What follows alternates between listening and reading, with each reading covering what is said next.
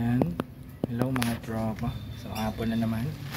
Mulan, nakauwi na tayo mga tropa sa maghapong biyahe. So ayan, request natin pag-uwi. Kailangan may pasalubong kang Jollibee, Do, Banana Q, Carioca. So ayan, pasalubong natin yan is Kiddie Meal. Makumpleto na natin yung ano.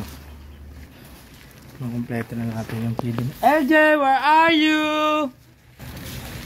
So ayan yung pasalubong natin. Tingnan mo. Oh, diba? Tingnan nyo yung ngiti na yan, oh. Diba? Hindi mapapalitan ng ngiti na yan, mga tropa. Hindi mapapalitan yung ngiti ng anak nyo. Kasi bilang lumaki din lang tayo sa hirap, isang luxury na, o privilege yung mga kain sa Jollibee, mga tropa. So ngayong ginagawa natin yung lahat para sa pamilya natin, lalo na sa anak natin, di ba? So mapatikim natin yung mga luxury na hindi natin natikman. Kaya, kasi mahirap lang tayo eh. So ginagawa natin yan para mapasaya anak natin. Hindi mapapalitan yung ngiti niya mga tropa ng kahit na namang halaga, diba?